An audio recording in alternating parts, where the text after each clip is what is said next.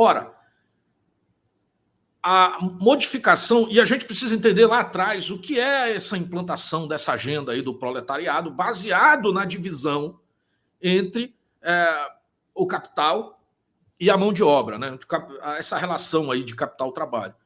Onde o que se pregava, essa é a origem, né? Essa discussão da exploração do trabalho por parte do empreendedor ao empregado. Isso já caiu por terra há muito tempo. Mas, tal qual, por exemplo, o movimento dos sem terra só se faz com alguma utilidade, fazendo com que as pessoas nunca tenham terra, porque a hora que você distribui terra e titularidade para todo mundo, esse pessoal desaparece, acaba o discurso.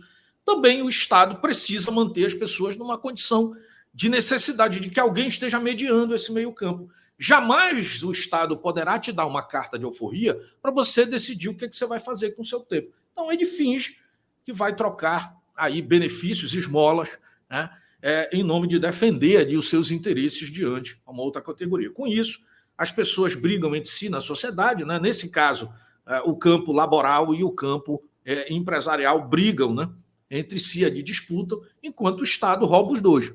Basicamente, a receita é essa. Agora, eles acrescentaram mais pessoas nesse grupo, né, aí começaram a fazer, mudaram um pouquinho aquela linha mais ortodoxa, vamos dizer, se é possível falar isso, do próprio marxismo, né? E entraram para um lado mais da divisão geral da sociedade, aí, em múltiplas diferenças religiosas, diferentes de cor de pele, de identidade sexual, enfim, começaram aí a criar uma série de subgrupos, né? Eu tenho uma imagem aqui, vou até sempre deixá-la aqui mais na mão aqui para isso, mas o clássico basicamente já é esse aqui. Olha, né? Já é esse aqui, ó, a gente pode trazer isso, que é o 1% que manda, depende de que os 99% se dividam, né, entre si, discutam, debatam entre si, e esqueçam essa turma para eles seguirem aí, fazendo aí o assalto às nossas carteiras. Aliás, eu quero até aproveitar, enquanto a gente está falando desse tema, a gente tem uma sessão agora no YouTube que é só sobre shorts, né? Aliás, é o short do YouTube, que já é famoso lá dentro do nosso clube de membros, mas que eu tenho feito esses cortes pontuando esses temas. E tem um corte que saiu, acho que foi hoje de manhã, ontem, um short, e eu vou repetir aqui, eu não sei se muita gente viu, se não viu, acompanha na área de short, porque a gente faz resumo em menos de 1 minuto de tudo que a gente fala aqui em 1 hora, né? E esse short traduz muito isso que eu acabei de falar, inclusive desse atual governo. E não vai ser dito por mim, é dito por um senador, que, aliás, agora é de um partido que está aderindo à base do Lula, mesmo que ele negue isso. Mas é um short muito interessante e falou isso numa entrevista lá no programa da Jovem Pan. Mas deixa eu trazer aqui, e talvez muita gente não tenha acompanhado. Assiste aí. Crucial do Congresso Nacional e da base parlamentar do presidente Lula. O presidente vai precisar em torno de 180 bilhões de reais de recursos a mais. Ele não tem de onde buscar esse recurso a não ser no bolso do contribuinte. E aí que nós vamos ver se o parlamentar vai ter coragem de assaltar o bolso do contribuinte, levar essa conta de um governo inchado, um governo que só pensa em desperdício, um governo que não trouxe nenhum tipo de corte na carne, de diminuir o custo do nosso país. Está na mão deles agora em outubro. Vou já trazer o Jorge Seif também, que é senador, e já antecipou também o que vai acontecer, o tamanho do assalto que você vai sofrer. Então não se trata, o patriotismo, será que isso é certo? Vão te roubar, eles estão... É o senador que está falando isso, não sou eu. Eles vão te empobrecer, para quem ainda não entendeu. Aí você escolhe. Tá? Eu acredito que o melhor é se fortalecer para continuar lutando. Bom, então eu quis trazer aqui para ver que isso não é uma narrativa ou simplesmente uma notícia. Isso é uma construção que o pessoal está fazendo. Então, esse discurso do Lula hoje tem muito a ver com isso. E uma das formas... A gente vai já conversar mais sobre esse ponto específico aqui, que o Lula colocou no seu discurso, sobre essas questões trabalhistas. Porque a pessoa, ao empreender, antigamente, para empreender, era muito complexa. Precisava abrir uma empresa, e contador, e advogado, tinha uma estrutura gigantesca, e tinha que ter um conhecimento, e não tinha um curso. Você passa os anos de doutrinação na escola sendo doutrinado, ou seja, sendo treinado para ser um grande empregado, seja no sistema, seja público, seja privado, mas para trabalhar para alguém. Você não tem matéria de empreendedorismo no colégio.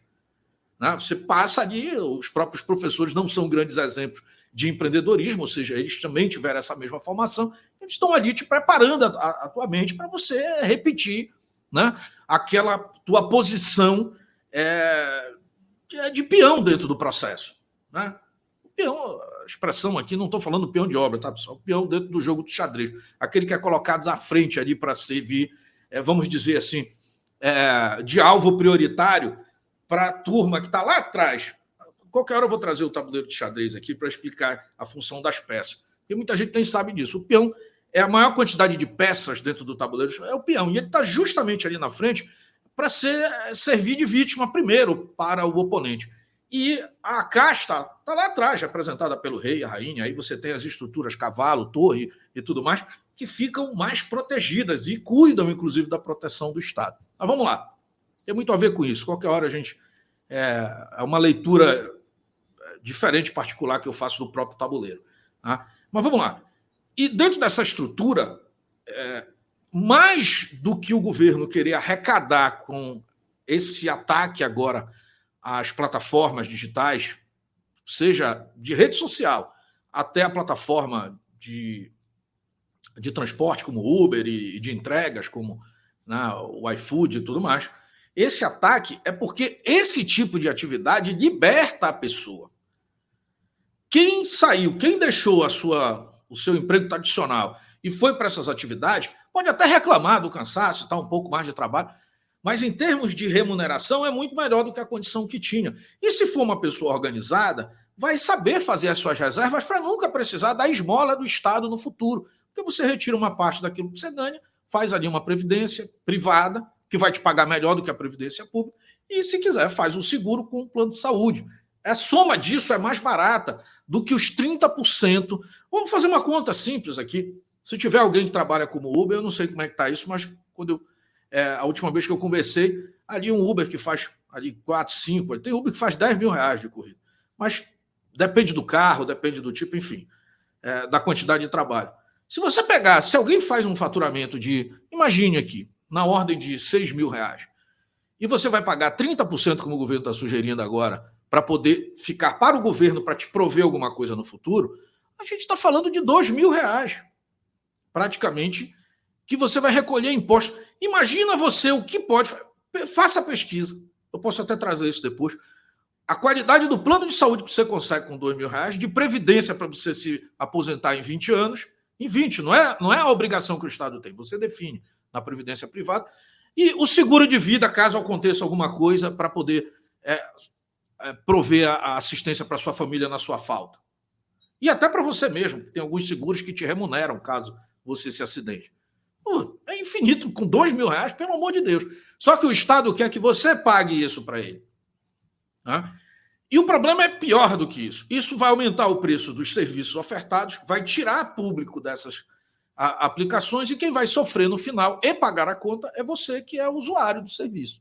É o povo, de uma maneira geral. De forma alguma aqui a gente vai acreditar que serviços como Uber ou iFood são serviços, por exemplo, que são da elite. Não, todo mundo acaba utilizando isso em algum grau. Né? Bom, aliás, hoje o Uber só ficou um pouquinho mais caro do que era antigamente por conta de regulações dos municípios e do Estado sobre a atividade. Por isso que no início era bem baratinho. A gente pode falar sobre isso mais daqui a pouco. Então, essa questão de abolir isso é justamente devolver a pessoa para a condição, né, de CLT. É atrapalhar o suficiente essas plataformas que modernizaram a forma de trabalho, inclusive para você fazer o próprio horário, para que você volte, né, para a escravidão do sistema. Tá?